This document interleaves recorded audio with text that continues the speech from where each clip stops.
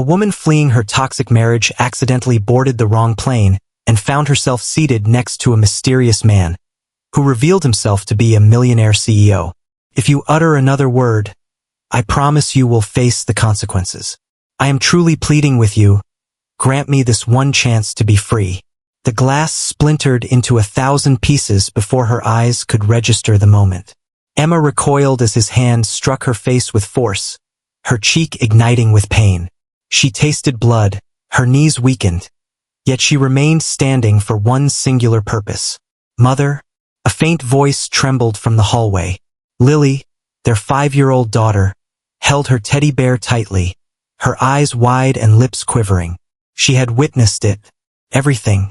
Emma's husband, Michael, pivoted abruptly to face the child, the fury in his gaze shifting into a more ominous intensity. Disdain. Return to your slumber, he commanded. Lily let out a soft whimper and slipped away down the hall, her small hands struggling to contain the sobs that escaped her. Emma felt the weight of her emotions, yet the tears that once flowed had long since vanished. She placed her hand against her inflamed cheek, gazing at the man who had once vowed to keep her safe. The promise had faded away, leaving behind only marks and an echo of quietude. As the night deepened and silence enveloped the house, Michael slumped in his study, a half-empty bottle of bourbon resting beside him. Meanwhile, Emma lingered in the bathroom, gazing intently into the mirror. The fluorescent light above her flickered intermittently. She ran her fingers over the deep purple bruise that marred her jawline, feeling the dried blood caked at the corner of her mouth. Yet the deepest pain was hidden from sight. It lay hidden beneath layers of solitude, intimidation, and the gradual wearing away of her former self. She recalled the initial moment he declared her unworthy, the first instance he inadvertently secured her phone for days, the first occasion he seized her wrist with enough force to leave a mark, then sought forgiveness with a bouquet. Now there were no more blooms, only dread, only stillness, only the chilling, empty resonance of, "You brought this upon yourself." Emma stifled a scream by pressing her fingers to her lips. She was unable to rouse Lily, not this evening. If she didn't depart at this moment, she would never take the leap. She glided silently, her bare feet whispering against the hardwood floor. Each creak of the stairs sent her heart into a frantic rhythm. In the bedroom, she packed a small duffel bag with only the essentials. Clothes for Lily, her passport, and an old prepaid phone concealed in a shoebox tucked away behind her closet. She took hold of Lily's cherished blanket, the one adorned with stars, and meticulously folded it with care. She quietly entered her daughter's room. The small child nestled comfortably, thumb in her mouth, with her teddy bear snugly held under her arm.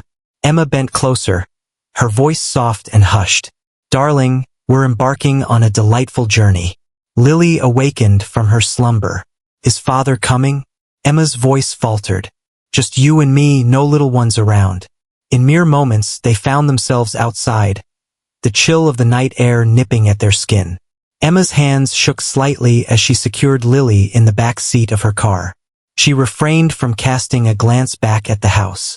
She navigated the quiet suburbs, her headlights off for the first 10 minutes, her heart racing as each set of lights behind her ignited a wave of anxiety.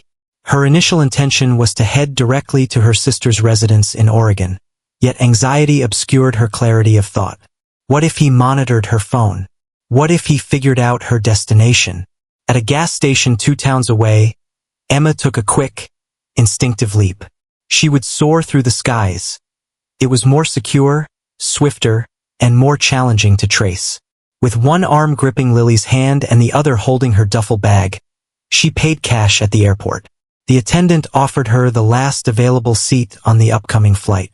Gate C-23, the woman announced, with boarding in 20 minutes. Without a word about the destination, Emma simply nodded and continued on her way. Lily felt drowsy, nestled against her mother like a tiny kitten, her delicate fingers wrapped gently around Emma's scarf. At the gate, Emma took a moment to examine the boarding pass. Her stomach churned. Colorado Springs, it certainly wasn't Oregon. Yet, there was no moment to alter, no moment to ponder. Michael might already be searching. With determination, She grasped Lily firmly and stepped onto the plane. The cabin lights glowed softly. Emma walked down the aisle, her head bowed, wincing at the flight attendant's greeting. She occupied the seat at the rear. She nestled Lily into the window seat, wrapping the starry blanket snugly around her petite form.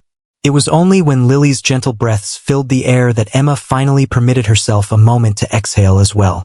If I hadn't departed tonight, perhaps by tomorrow, I might not be here at all. Uncertainty loomed over her as they ventured into the unknown. Yet the memories of what they had abandoned anchored her in the present moment. May I take a seat here, please? The aircraft is at capacity. Emma glanced upward, taken aback.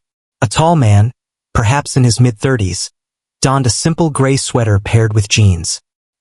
His hair was a bit disheveled, as though he had raked his fingers through it one too many times. His voice carried a subtle fatigue, devoid of rudeness, merely reflecting a sense of weariness. She made a subtle adjustment. Certainly, she whispered. He gave a brief nod and settled into the seat next to her, tucking a sleek leather carry-on beneath the seat ahead of him. For a brief moment, the only sounds were the gentle hum of the plane, the rustle of fellow travelers settling into their seats, and the quiet rhythm of Lily's breath as she leaned against the window. Emma adjusted her scarf, drawing it up to conceal the bruise marring her cheek. The material grazed her skin with a slight irritation, yet she remained unfazed. She had grown accustomed to concealing herself.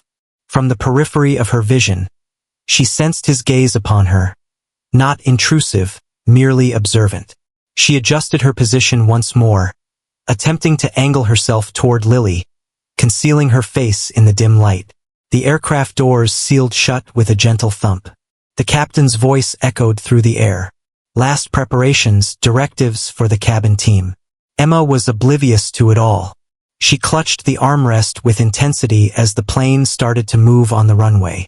Her heart raced, not from the anxiety of being airborne, but from the gravity of all she had just accomplished.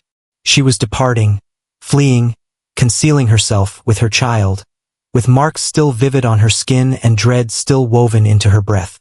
The aircraft ascended into the sky, a soft tremor weaving its way through the interior. Emma gazed out the window, her eyes fluttering, and soon the tears began to flow. She never intended to shed tears. She had maintained her strength throughout the night, for Lily, for herself. Yet the view of the city lights disappearing beneath the clouds brought a sense of finality to it all. It shattered a part of her being. She shot her hand up to shield her face, but the moment had already passed. The man next to her remained silent. He faced her without any clumsy sympathy or prying inquiries. He casually reached into his pocket, retrieved a neatly folded tissue, and extended it toward her with a gentle gesture. Emma paused for a moment, then accepted it. "Thank you," she murmured softly. He offered a subtle nod and fixed his gaze forward. They lingered in quietude for a few moments. Emma dabbed at her eyes, feeling a flush of embarrassment at her own emotional outburst. She attempted to steady herself, inhaling deeply and exhaling slowly. Lily shifted a bit, then burrowed further into her blanket, unaware of her surroundings. The man remained silent, yet his presence was not unsettling. It exuded a sense of stability, a calm presence that suggested an awareness of the importance of silence. She cast a fleeting look in his direction. His gaze was locked on the tray before him, inscrutable, yet tinged with a sorrow that she understood, not the overt kind, but the subtle, familiar kind, a sorrow that resided deep within. "Are you journeying solo?" she inquired, astonishing even her own self. He shifted a bit, locking his gaze with hers. Indeed, his voice carried a soothing, tranquil quality. It wasn't chilly. It simply chose to remain unnoticed. Emma gave a slight nod. "Same here, in a way." He looked at the child next to her and offered a gentle, empathetic smile. "Is she your daughter?" "Indeed," she replied, a faint smile playing at the corners of her mouth. "Lily is 5 years old. She slumbers with a tranquility that speaks of her security," he remarked softly. Emma sensed a familiar constriction in her throat once more. She cast her gaze downward, gently sweeping her hand across Lily's forehead. I certainly hope so. The silence settled in once more, yet it felt transformed, neither awkward nor burdensome. The silence enveloped them, a comfortable stillness that spoke volumes without the need for words. Emma gazed out the window, allowing the gentle purr of the engine to soothe her thoughts. Her fingers remained tightly wrapped around the tissue resting in her lap. The man next to her leaned back, his eyes fluttering shut. Neither of them uttered a word for the remainder of the first hour, yet an unseen change had occurred, subtle and nearly undetectable. Two strangers, each bearing their own tempests, found themselves side by side in the vast expanse of the sky, not by mere chance, yet perhaps not entirely by design either. As the plane descended, the lights of the quaint airport shimmered through the window like far-off stars. Emma gently nudged Lily, offering soothing words as the girl blinked awake, yawning and cocooned in her blanket. As soon as they disembarked from the aircraft, a surge of reality crashed down on Emma with intensity. She found herself adrift, lacking a plan, her phone rendered useless with a dead battery that had given up somewhere between security and the departure gate, and a sense of direction that had vanished entirely. Her sister's address, hastily written on a crumpled receipt, was located in a different state, and she had mistakenly boarded the wrong flight in Panama. Amidst the bustling terminal, individuals rushed by, joyfully reuniting with loved ones, summoning rideshares, and making their way home. Emma remained motionless, adrift in her thoughts. David observed. He halted next to her by the baggage claim, his hands tucked into the pockets of his coat. "Are you anticipating someone's arrival?"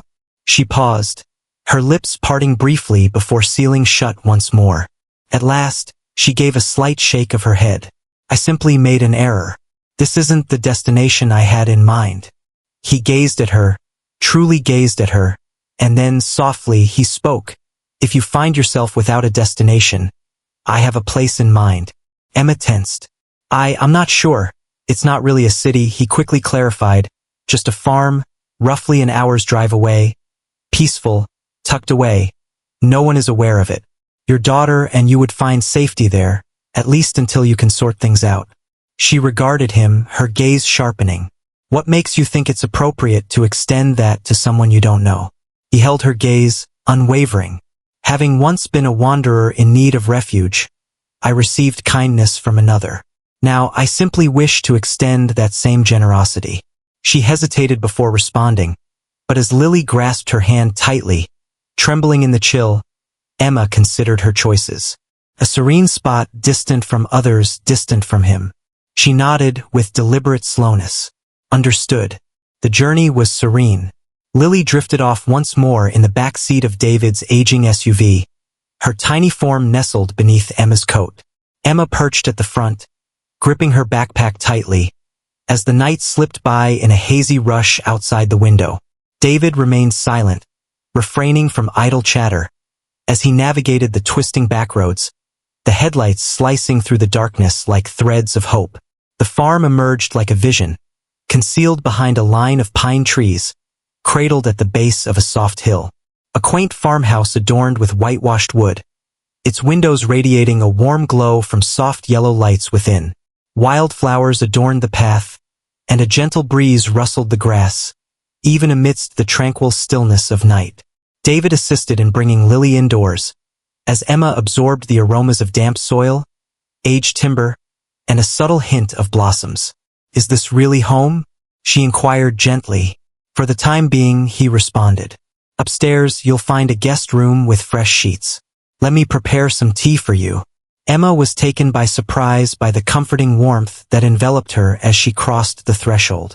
The fireplace crackled gently, a kettle let out a soft whistle on the stove, a cozy quilt was spread across the couch, and shelves were adorned with books that filled the walls. She had not anticipated such warmth. Lily had drifted off once more, nestled beneath the blankets in the guest bed. Emma made her way back downstairs, planning to express her gratitude, but the cozy atmosphere, the stillness, and her fatigue enveloped her. She settled into a chair at the kitchen table, resting her head on her arm for just a moment, and drifted off into slumber. Upon David's return, he discovered her in that state, deeply asleep, her coat sliding off her shoulders, exposing dark bruises that spread along one arm. The collar of her blouse had slipped, revealing a scrape on her shoulder, inflamed and tender. He paused for a brief moment. Then, with a gentle motion, he placed the tea down. He approached the cabinet, carefully extracted a small tin of antiseptic cream, and made his way over with deliberate, measured steps. Kneeling beside her, he softly brushed his fingers against her arm, taking care not to disturb her slumber. She recoiled just a bit, yet remained still. With boundless care, he applied the cream to the exposed wound, then gently placed a sterile pad over it. He approached the bruises with the same calm demeanor, hands unwavering, his expression a mystery. Emma stirred, her eyes fluttering open, and their gazes locked. David stood still. She glanced at her arm, noticed the open tin of ointment in his grasp, and her heart faltered in her chest. "You were..." "Apologies," he murmured, retreating a bit. "I noticed the bruises, and I feared they would deepen. I should have acted differently." She propped herself up, hastily wrapping her scarf around her, her cheeks burning with a blend of embarrassment and an unnameable feeling. "No," she replied gently. "Thank you." The silence lingered between them, a peculiar blend of awkwardness and ease. Then she gazed at him, truly gazed at him. The dark circles beneath his eyes, the perpetual crease in his brow, suggested a burden he bore silently, a heaviness in his heart that remained unspoken. "What brings you here?" she inquired abruptly. David's eyelids fluttered momentarily. "Are you referring to the farm?" She gave a slight nod, while he lingered in uncertainty. "The tale is quite extensive." Emma offered a weary smile. "There is ample time ahead of us." In that moment of stillness, stretching beyond a mere breath, softer than the faintest heartbeat, an unspoken connection lingered between them. Not entirely trust, not fully love, but the initial flicker of something fresh. Two shattered souls, within a still abode, in an overlooked corner of the world. For the first time in ages, both of them experienced a sense of companionship that had long been absent. Emma reclined on the back porch of the farmhouse, watching as the sun sank beneath the horizon, transforming the sky into a canvas of orange and lavender hues. Lily sat indoors, sketching softly by the warm glow of the fireplace. The atmosphere was infused with the scent of soil and pine, and for a rare moment, it was devoid of dread. David emerged, cradling 2 steaming mugs of chamomile tea. He offered her one and settled into the seat next to her, mindful not to disrupt her quietude. For an extended period, they remained silent, merely sipping their drinks and attuning themselves to the sounds of the crickets. Emma gazed into the vast expanse of the open field, her fingers gently gliding along the edge of her mug. Then her voice, gentle and worn, shattered the silence. "I never imagined I would truly run," she remarked. David cast a glance her way, yet remained silent. He lingered in anticipation. Emma's fingers quivered ever so slightly. Initially, it began with mere words, escalating to shouts, followed by objects hurled in anger, then physical blows, and eventually something far more sinister. She took a deep breath, feeling the weight of it all. It ensured that the bruises remained hidden from view. He would express remorse later, purchase gifts for Lily, vow to transform, yet the cycle never ceased. He dictated every aspect of my life, who I conversed with when I was allowed to go out, and even the clothes I put on. I ceased to meet with friends. My family believed I was simply occupied. Her voice wavered. It was a night filled with possibilities. He stumbled home, reeking of alcohol. I was half a year into my pregnancy. He believed I was concealing funds, claiming I intended to depart. He yanked me by the hair, forcefully shutting the door against my shoulder. Her hands clutched the mug with intensity. 2 days later, I experienced the loss of the baby. David's face remained impassive, yet the grip on his mug tightened, his knuckles paling to a stark white. Emma averted her gaze, her eyelids fluttering rapidly. No one took me seriously. The report from the hospital indicated that there were natural complications. He claimed to everyone that I had stumbled on the stairs, and I nearly convinced myself of it too, thinking it was my fault, that if only I were better, quieter, more compliant. Her voice faltered. David extended his hand but hesitated, allowing it to linger just beside hers on the porch rail. Emma observed. She gently moved her fingers closer to his. Gently, their fingers met. I remained for Lily, she murmured. Yet just last week he struck me before her eyes. She let out a piercing scream. She attempted to envelop me in her embrace. A single tear traced its way down Emma's cheek. I understood that departure was necessary, even if it required concealment, even if it meant beginning from scratch. David shifted his attention to her completely now. His voice carried a calm, unwavering quality. Your actions reflect an extraordinary level of courage. Emma let out a laugh that echoed emptily. I sense a deep-seated fear within myself. He stated it with conviction. You're not. Those lacking courage do not safeguard others. Those lacking courage do not sprint towards liberation when it costs them all they hold dear. She gazed at him, truly gazed. Your words reflect a deep understanding. David let out a slow breath. I certainly do. He placed his mug on the table and leaned in, resting his elbows on his knees. For a brief instant, he fixed his gaze on the earth, piecing together fragments of his being. He mentioned that his sister's name was Amelia. Intelligent, amusing. She would often hum softly to herself as she went about her tasks. Her passion for astronomy was evident. She could effortlessly identify constellations even in the bright light of day. Emma absorbed every word, her attention unwavering. She was involved with a guy, captivating on the surface. To the outside world, he seemed like the perfect partner. But in private, it was a nightmare filled with emotional torment and manipulation. He separated her from us, convinced her she was insane, worthless, shattered. David's jaw tightened. The signs eluded me until it was far too late. I was immersed in the whirlwind of launching a startup, exploring new places, pursuing funding opportunities, and navigating board approvals.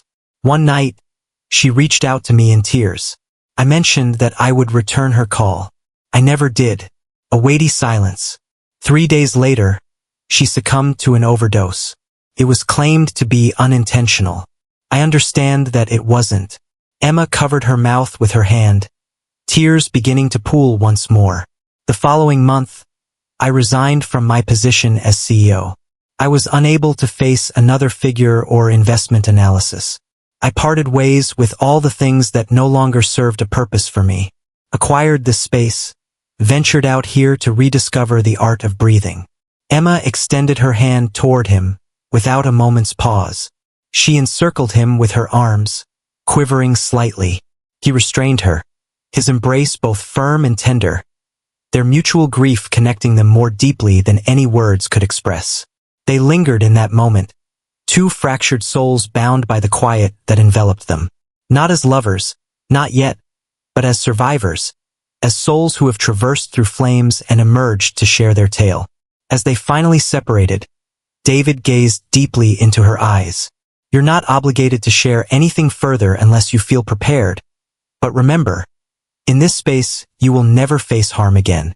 Emma brushed away her tears with the back of her hand and gave a slight nod.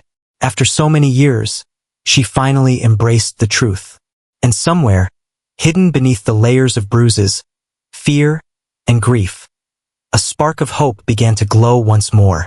Emma remained motionless in the kitchen, her hands quivering ever so slightly as she gazed at the article displayed on David's open laptop.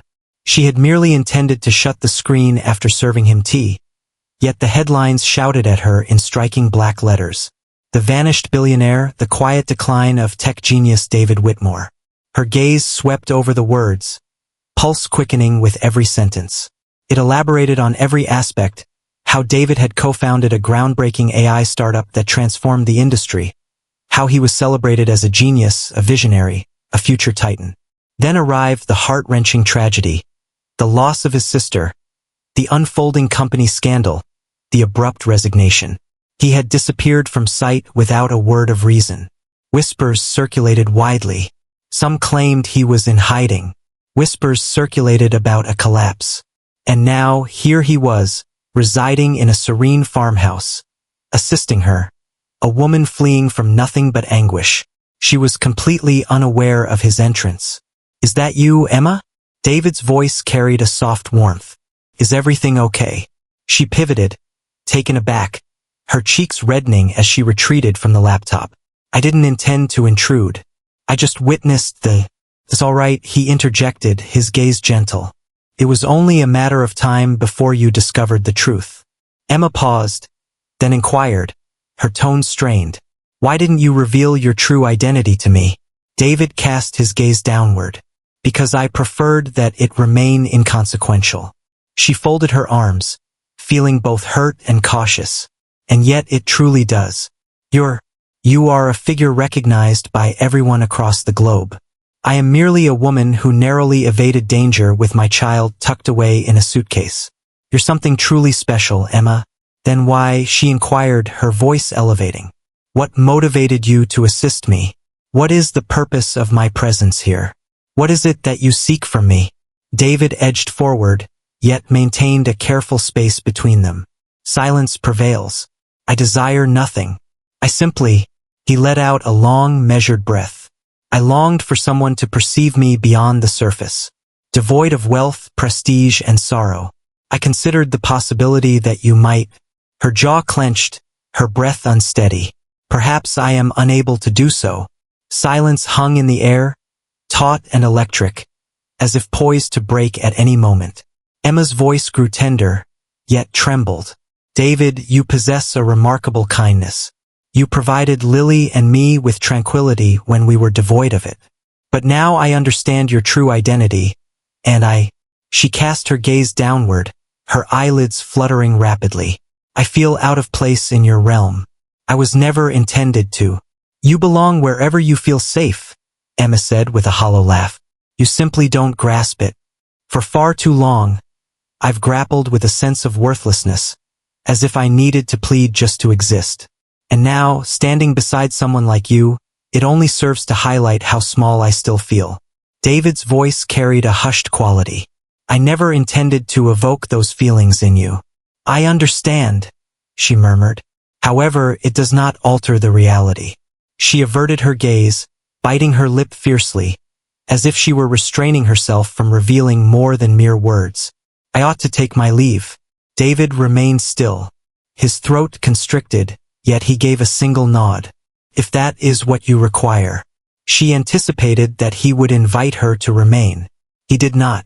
The pain was greater than she had ever envisioned. The following morning, Emma packed in silence as Lily lay asleep. A note was left on the kitchen table. Only a couple of lines. "I appreciate all that you've done. I wish you'd discover tranquility as well." Later that day, David discovered it. He lingered at the table, the empty teacup she had used resting on the counter, her fragrance still hanging in the air. He remained composed. He remained motionless for an extended period, his gaze fixed on the note, fingers lightly grazing the paper as if he could sense her essence within it. He reassured himself that she required distance, that he had no claim to keep her close. As the sun dipped below the horizon and the farmhouse fell into a hush, he came to a profound realization. He longed for the sound of her laughter. He longed for the sound of Lily's footsteps on the wooden floor. He longed for the comfort of companionship. That evening, David stepped onto the porch, gazing into the horizon where her silhouette had once lingered, admiring the stars above. For the first time since Amelia's passing, he murmured into the shadows, "I long for her return." The following day, he placed several calls and started his search. The shelter was imbued with a subtle aroma of lavender intertwined with the crisp scent of disinfectant. Emma grasped Lily's tiny hand tightly as they passed through the shimmering glass doors. They were both enveloped in worn coats, carrying a profound weariness that transcended mere physical scars. "Miss Turner, the intake coordinator," said gently as she guided them into a warm, softly lit room. A vibrant mural of sunflowers adorned the far wall, with sunlight radiating from behind their golden petals. After weeks of holding her breath, Emma finally allowed herself to exhale. In the days that followed, the center evolved into something greater than just a sanctuary. It transformed into the first haven in years where Emma no longer felt pursued. The team offered legal assistance, guidance, and facilitated Lily's enrollment in school. As darkness enveloped the room, Emma settled onto a cot next to her daughter's bed, attuned to the gentle rhythm of her breathing, sensing the burden of survival beginning to ease. The divorce hearing arrived swiftly. Emma faced the judge, her hands trembling, yet her voice remained unwavering. She had collected documents, photographs, and even a declaration from a previous neighbor who had once reported her husband to the authorities. The judge paid attention. The courtroom held its breath as Emma recounted years of solitude, degradation, manipulation, and the ultimate betrayal that compelled her to flee. Her spouse didn't even bother to appear. When the ruling was announced, granting full custody to Emma along with a restraining order, she remained composed in the courtroom. She held off until she and Lily were outside, perched on the courthouse steps, the sunlight gently warming their faces. "Mom, are we truly free now?" Lily inquired, her tone gentle and hesitant. Emma embraced her daughter tightly and softly said, "Yes, darling, we are." At last, it was the undeniable truth. Time drifted by. Emma started her journey of giving back at the shelter that had rescued them. She began with simple tasks, arranging supplies, tidying up spaces, and sharing stories with the children as their mothers conversed with counselors. Yet whispers of her bravery and unwavering spirit began to circulate. Women were naturally attracted to her, captivated by the serene power reflected in her gaze and the way she offered her ear without any bias. Before long, she found herself at the forefront of peer groups, recounting her journey, and the audience was captivated. Some with tears in their eyes, others holding onto a flicker of hope. Emma never claimed to possess all the solutions, yet she held something more profound. Evidence that liberation was attainable, that existence beyond could still be a life filled with meaning. One afternoon, while she was sifting through a collection of donated clothes, a staff member approached her with a small envelope in hand. "This has arrived for you," they mentioned. It was penned by hand, lacking a return address. With a hesitant motion, Emma peeled it open, her fingers quivering just a bit. Within lay a solitary sheet of lined paper. The words were meticulously crafted, uneven in places, as if the author had paused thoughtfully between each sentence. "Dear Emma, while we may not be acquainted, I am familiar with your narrative. 2 months ago, I found myself in a group, seated at the back. You may not have witnessed my tears, yet they were there. I have kept silent about the things my husband did to me. I believed I needed to remain. I assumed it was beyond the point of no return. However, after listening to your words, I devised a strategy. I bided my time until he had left for work. I gathered my son and we departed. We find ourselves in yet another shelter. It's a challenging situation, yet we are safe. I wish to convey this to you. Thank you for taking the initiative and showing courage first. Your influence made me realize that I could find my own courage as well." Emma perused the letter thrice.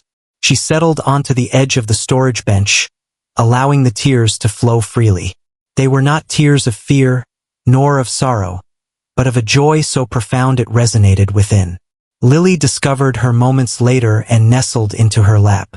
Emma embraced her daughter tightly, the letter grasped in one hand, her heart brimming with an unexpected emotion she thought she had lost forever.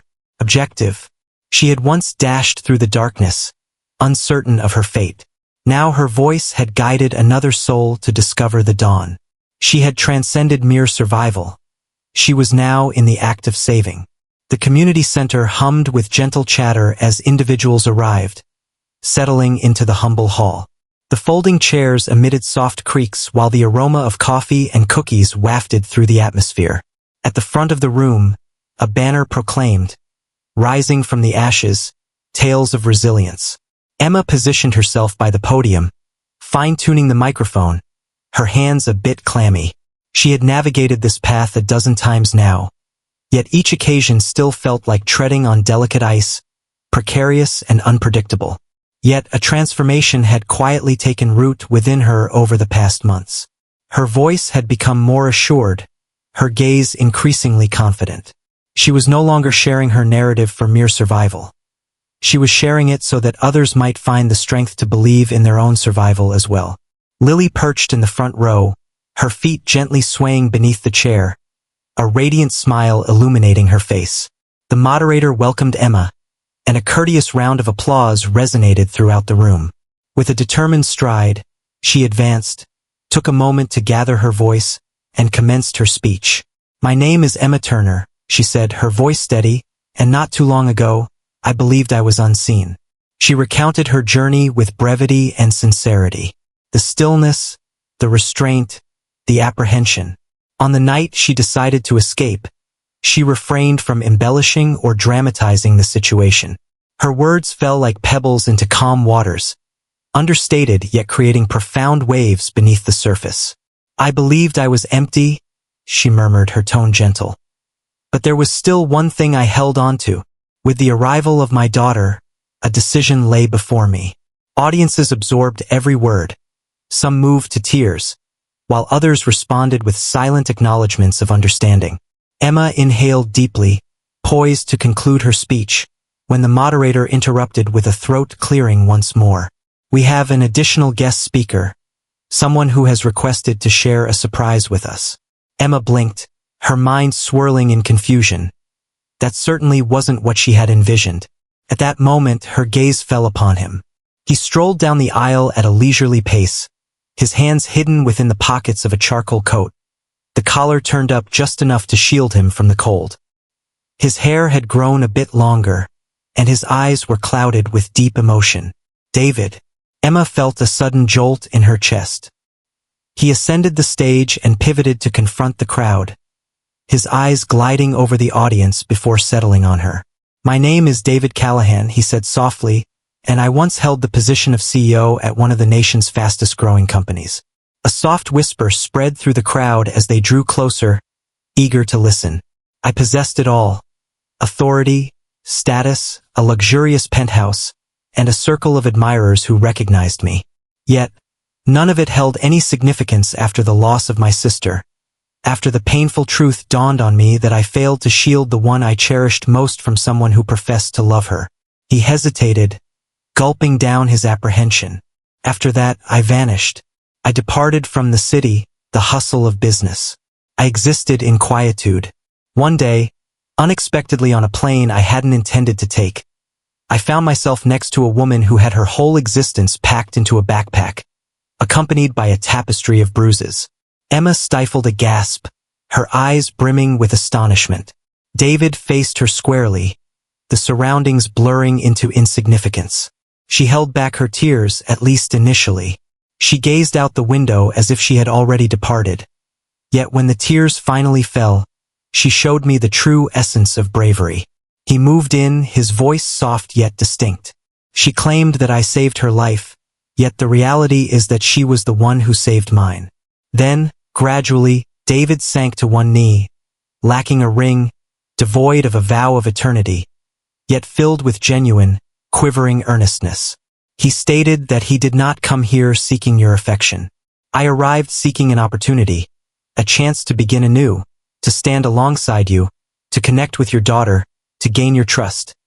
Not out of obligation, but because a piece of my heart remained when you left." Emma's cheeks glistened with tears. The atmosphere hung heavy, charged with anticipation. Emma advanced cautiously, her entire being quaking with apprehension. She gazed down at him, into the eyes that had once witnessed her at her most vulnerable without a hint of hesitation. "You discovered me," she murmured. David acknowledged with a nod. "I continued my search without pause." She sank to her knees before him, her arms encircling his neck. He embraced her firmly, not as a hero, not as a leader, but as a man who had discovered something precious and would cling to it forever. Lily dashed onto the stage, enveloping them both in a warm embrace, and the audience burst into applause, not merely for triumph, but for a heartfelt redemption. Love had come back, not in the form of a fairy tale, but as something tangible, something deserved. A year had passed, and the morning sun ascended gently over the hills, bathing the fields behind a humble two-story farmhouse in a warm, golden glow. The entrance was marked by a wooden sign, its elegant letters proclaiming, "The Second Chance Home." It was more than mere protection. It was a vow. The atmosphere hummed gently with vitality. The joyful sounds of children filled the backyard. Wind chimes danced in the gentle breeze, and the aroma of fresh bread wafted from the kitchen. Women traversed the hallways, some still bearing shadows in their eyes, while others started to rediscover their smiles. David knelt in the garden, flanked by two children, their small hands immersed in the earth as they lovingly planted wildflowers. With his sleeves rolled up, a smudge of dirt adorned his cheek. He had long since distanced himself from the hustle of boardrooms and the glare of cameras, discovering tranquility in the gentle cadence of planting, repairing, and imparting knowledge. Within the confines of the house, Emma positioned herself by the window, cradling a cup of tea in one hand while the other held a substantial manuscript. The cover displayed the title, "The Day I Chose to Live," authored by Emma Turner. The manuscript had finally been sent to the printer. It narrated her journey, not as someone defeated, but as a woman who had discovered her voice, her strength, and her purpose. It was already capturing the interest of survivor groups, schools, and talk shows, yet Emma was indifferent to the allure of fame at this point. Her deepest desire was for someone, lost in solitude and fear, to discover her words and embrace the hope of a different existence. Today, however, was not focused on literature or architecture. Today revolved around affection. The backyard underwent a remarkable transformation. Chairs of white stood in a neat row upon the green grass. Fairy lights shimmered delicately among the branches. A humble altar rested beneath a rustic arch adorned with a tapestry of wildflowers. And occupying those chairs were not prominent figures or famous personalities, just women, children, volunteers, and social workers. Individuals who discovered solace in this place, individuals who created something collectively, a family of choice. David stood by the altar, exuding an unexpected charm in his navy blue shirt and suspenders, his usual boots gleaming with a fresh polish. He anxiously rubbed his palms together. Emma emerged at the boundary of the backyard, grasping Lily's hand.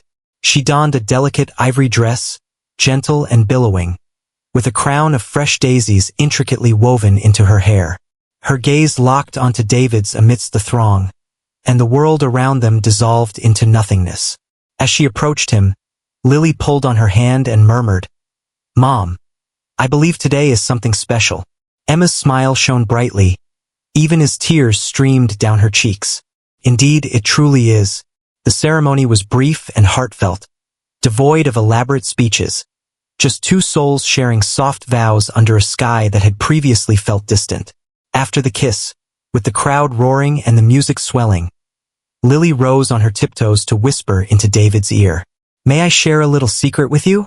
she murmured softly. David bent down, his heart brimming with emotion. Lily gazed at him, her eyes sparkling with intensity. "Nightmares no longer haunt me, for I find comfort in the knowledge of your presence. You are now my father." David stood still. He gradually sank to his knees, bringing himself to her eye level, tears welling up in his eyes. "Thank you," he murmured, his voice trembling. "That is the most exquisite compliment I have ever received." Lily encircled his neck with her arms, and he embraced her firmly. Behind them, Emma observed, her heart brimming with emotion. This was far from the life she had envisioned. It was richer, more chaotic, authentic, crafted not from flawlessness, but from strength, compassion, and something even more profound, optimism. They had all weathered storms, but now, in this quaint backyard, with cake on paper plates and children chasing bubbles through the air, they were transformed into something greater than mere survivors. They had returned to their sanctuary.